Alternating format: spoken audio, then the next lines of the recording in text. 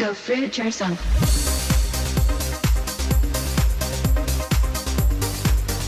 Hey Fruit Bats, it's Brilly Banana Girl here. Welcome to another episode. Welcome to another week of videos. So I just woke up and I was thinking I want to make a video on binge eating for my Fruit Bats because I know a lot of you out there are suffering from binge eating. You don't know how to overcome it. It's making you really depressed, and I totally understand where you're at because for years and years and years I was in that place, and I can definitely share my story, and I know that you can relate to it because it is a very lonely, scary, shameful, kind of embarrassing place to be, and I want to share more in detail about my own personal story to hopefully inspire you to actually take on this lifestyle because it really works to overcome binge eating so much. It's amazing. And some of you might be like, oh, but you've still got a binge eating problem, you know, you stuff in bananas and you eat too much and blah blah blah. No, eating sufficient amounts of fruit to meet your body's needs. Am I getting fat? No, I'm not getting fat. To meet your body's needs is not binge eating. When you're stuffing in a lot of junk food and non-foods, foods that shouldn't be in the body, and you're feeling depressed and you're wanting to spew it up and those sort of feelings, okay, that is different. That is what I'm talking about. That is full-fledged binge eating. So I've got my banana, we're all carved up, I'm ready to have this conversation with you. So I came to the city from the country as a 16-year-old. I was very naive. I worked at McDonald's for a year and I was obsessed with being skinny at that stage. When I came to the city, I was like, oh my God, look at all the hot chicks. Look at all these skinny chicks. They look so good. I want to be like them. And I was looking in the magazines and I was totally conditioning myself to be skinny, no matter at what cost, okay? So as anyone does who doesn't understand basic nutrition and how the body works, I started to restrict my calories in order to get skinny. So I did. I started to get skinnier and skinnier, but it wasn't happening fast enough. So I wanted to speed up the process. So I began to exercise as well. So in the morning, I would go to the sea pool. At the time, it was really cold because it was the middle of winter, but I loved it because it gave me a jolt to my metabolism, or I thought it was jolting my metabolism, and it was really fat burning because I'd do like 10-20 laps and it would be maybe like 10 degrees Celsius, like freezing for me at the time, absolutely freezing because I wasn't eating much either. And so I'd get out and that would like rev up the metabolism. So I'd do that in the morning, but then I started to have a walk in the afternoon. I got mum to come on a power walk with me for like an hour, sometimes an hour and a half, and I would do that twice a day. But then I upped it to 2-hour sections, like walks in the afternoon. So I was doing these 2 power walks. I was doing that swim in the morning, and I was eating less than 1,000 calories at that stage. I remember my friend coming over. She was like my big inspiration at that time because she was trying to get skinny as well, and she was skinnier than me, but she was trying to get skinnier and skinnier,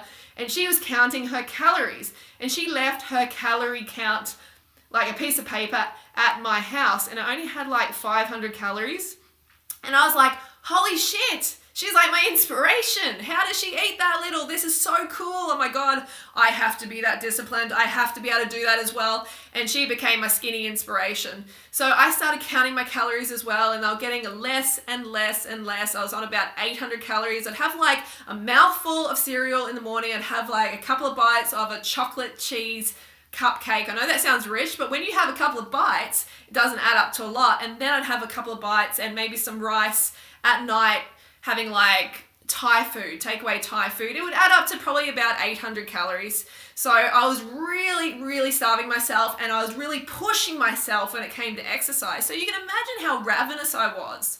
So I was completely ravenous, and I was starving. So this cycle was going on, and I was doing this run every day to the pool. And then I met this guy, okay? I met this guy, we'll call him David. He became my boyfriend for about 5 years at that time, which is a long time. I am surprised that we lasted that long.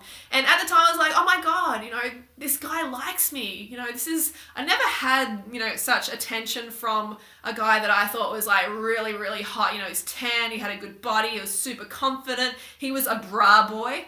See, I was living at this place called Maroubra Beach, and the gang around there, the boys gang, was called Bra Boys. It's an interesting name. It was called Bra Boys, but they were the cool kids, and I was like stoked to be part of the cool kids. I was like, yeah, I'm dating a bra boy. So that was all a lot of fun. So we went out like maybe within a day or two of like meeting each other. Like that night, I think we went out with one of his friends. We're in the car. It was like him, me and his friend, like, it's so dangerous thinking back, like, what could have happened, because I didn't even know these guys, but I was young and dumb. I didn't have enough bananas, that's for sure. Didn't have enough glucose going to the brain. So I went out with these guys, and I remember David taking out these drugs. He had like a whole sachet of ecstasy pills, these like red ecstasy pills, fat ones. And I was like, whoa, you know, I was from the country, had never seen drugs, never done drugs. I was very naive when it came to drugs. And so he like kind of put them up in front of my face to his friend and said, hey, do you want some, bro? And his friend's like, yeah, for sure. So they had an ecstasy each. And I was like, where's mine? And he was like shocked, because he kind of saw me as some innocent, you know, country girl. And he kind of liked that about me. So when I said, you know, where's mine? He was like shocked, but he's like, oh yeah, well, whatever. And he gave me like, I think it was half at the time. And I was off my head like crazy. I'd never felt this good. I was dancing like crazy. I was just sweating all night. I was dancing for 8-10 hours. It was insane. Literally insane. And from that time onwards, that's kind of where it started. Like, I was using the drugs to suppress my appetite. So that's what I noticed when I was dating my the first boyfriend, David. When I was dating him, he became like, you know, my drug dealer, and I was having drugs several times a week, and it was suppressing my appetite, and I noticed I could get skinnier and skinnier, and I was like, hey, this is pretty good. I don't even want to eat as much. So then that cycled between not eating enough and binging. So when I wasn't having the drugs, the appetite came back with a vengeance, and I was like, whoa, I need to eat. I need to eat now. Just give me fucking anything. I am ravenous. Just feed me. That's how I was feeling. You know what it's like when you starve yourself. I'm sure you've been on diets before where you've just turned the corner. You know, you've been having 1,200 calories a day, the recommended diet. Ooh, the recommended amount of calories. What happened there? And then all of a sudden it's just like, bam, your appetite kicks in and you have absolutely no control over it. You need to feed yourself. And see, that was the point I was getting to. And so, but I noticed these binges were starting to get a little bit more frequent, and I was putting on a little bit of weight, and I was like, hang on, no, I have to stay skinny. This is not good. This is not good at all. So guess what I started to do? Started to spew. And the funny thing is, it's not funny, but the ironic thing is, like, I looked up on Google. I remember Googling at the time how to make yourself vomit. And there's all these different methods, and there's this thing that you could put under your nose, like, to make you, you know, feel sick and everything. So I actually got that, and I tried that method, and it didn't work. So I tried a few other methods, and they did not work. So I was like, oh, fuck it, you know, I'm going to stick my finger down my throat, as much as I hate to do this. So I did that. And I remember vomiting the first time and just crying so much and feeling so ashamed and feeling so out of control. I'm going to put this banana down. It's gross now. Feeling so out of control that it was a very depressing, just a very telling time in my life. Like, I was overtaken by this obsession, just overtaken by it. And I was so, you know, I didn't have enough nutrition coming to my brain, so I couldn't be rational. I didn't know what to do. And my mum would see me, you know, acting like this and like getting skinnier and skinnier, and she was so worried about me. But I used to hide these binges from her. I would have like a whole packet of Tim Tams. I'd have a whole loaf of bread with butter and honey. That was my favorite thing in the world, is butter and honey. And mum would come home and she'd be like, where's the bread? Where is the bread? And I'd be like, yeah, I ate it.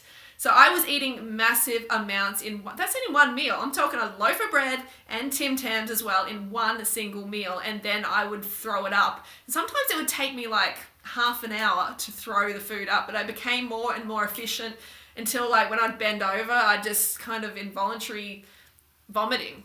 So you become kind of an expert at it after a while, as probably some of you know if you've had bulimia in your life.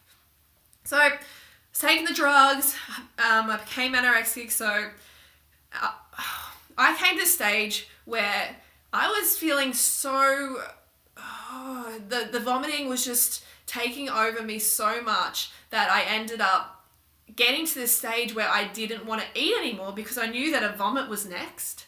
So I started eating like 500 calories a day, and I remember calculating it and going, yes, I am successful. I've eaten only 500 calories today. And that would become every single day I would discipline myself, and I would go out and I would shop and I'd try on clothing. I'd be going, yes, I'm losing weight. And this whole cycle was repeating in my head over and over again. Skinny is good, skinny is good, skinny is good. And I remember my mum's boyfriend at the time saying, you're going to fall down a crack. If you don't start eating, you're going to fall down a crack, or you're going to be blown away by the wind. And at the time, that was a compliment for me. And I remember even friends saying, you're getting too skinny, you're losing your curves. And I was like, oh, you're just jealous. I was thinking, you're just jealous. You just want to be as skinny as me, because I was so demented in the head from not getting enough nutrition. So I was seriously not stable. I was not a stable person. So the anorexia, it took over, and I just got skinnier and skinnier and sicker. My skin scabbed up everywhere. I had this muscle wastage. It was a tough time in my life. But I hit the wall and my appetite kicked back in with a vengeance. I got off the drugs and I just got back into eating. Eating became my pastime. It was like, I have to eat. I have to find food. I don't want to socialize. I don't want to know anyone. I just tunnel vision food. That was years and years and years of starvation and purging and deprivation that had caught up to me. So I was just munch. So I was over in another place in Australia called Manly. So I was living there by myself, and I was just, my whole life was about binging. And I never felt so out of control in my life. It seemed to go on for years, and I got bigger and bigger and bigger. The weight came back like crazy. And that, to me, that was very, very depressing as well, because my goal had always been to be skinny. That was like happiness. That was happiness to me. That was so important. When I didn't realize nutrition was important, and just fucking being confident, accepting yourself was what was important. So luckily, I'll move on a bit. Luckily, I came across a yoga teacher who introduced me to raw food, introduced me to a juicer. So I bought this juicer. I began getting into raw food. I tried it. I was excited. I didn't know how to do it properly, so I fell off the wagon and I forgot all about raw, and I went back to the binging and purging, and the weight was going up and down like a Constantina, going crazy.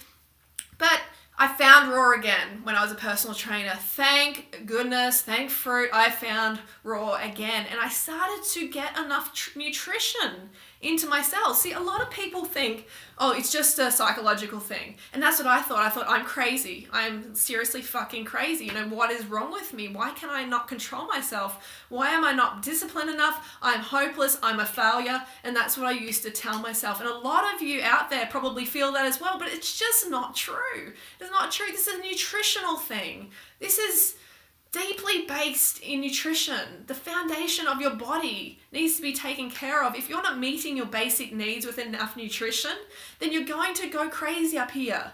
Your brain's going to start making you do crazy things like stuffing in the calories, because the brain wants you to survive. Your body wants to survive. That's the basic need within you. So you need to make that connection. So I started to eat enough, and I was like, whoa, I have never felt this good in my life. What's going on? I still didn't understand at that stage that it was just about nutrition and about meeting my needs with all this living nutrition and this carbohydrate, calories, and the glucose. But I was excited. I was like, I never felt this happy in my life. And I can honestly say that's how I feel today as well, because I'm getting enough carbohydrates. I'm getting enough fruit, rice, pasta, potatoes, and I'm getting that glucose to here, because this runs on glucose. You have to remember, this runs on carbohydrates. This runs on carbohydrates. This runs exclusively on glucose, on carbohydrates. So you have to remember, if you deprive this, you're going to start doing crazy stuff. You're going to start feeling crazy. You're going to start thinking you need a therapist. So take care of this first and see what psychological issues are left over, because it's going to take care of a lot of them. So that's my story. And then I went back. So I did like 9 months of raw, and then I fell off the wagon because I started to undereat, because I didn't see the weight loss results that I wanted to see soon enough. So I started to undereat, started to starve myself essentially. And that's why we say carve the fuck up. We've seen so many people starving themselves for weight loss or undereating for their body's needs. It's not a long-term solution, folks. It is not a long-term solution. So I started to undereat. I went back to high-fat vegan food, and I felt terrible. visit every establishment. In one night I visited 3 establishments. I went from place to place to place, and I loaded up at every single place. I smashed it in as much as I could until I was crying, until I was just in the corner freaking like rocking, crying, holding my stomach going, what have I done to myself? I can't live like this anymore. On the verge of suicide, okay? Contemplating suicide is what I did a number of times, which I've talked about in another video. So that's the point where I was getting to. That's it. And so the only thing that I knew to do was to vomit. So that's what I did. I just vomited all up, and I did this for a month. And I haven't told a lot of people that, but it's really important for me to tell you that, because it was such an awful experience. But that was my answer, to feeling fat and to overeating, was to vomit it up. And I just didn't make that nutritional connection that I do now. So I got back on the wagon, been back on the high carb, high calorie vegan wagon ever since. And it is fantastic. So I hope this helped. I really hope this helped. I know it's a lot of rambling, a lot of how many? Hang on a second.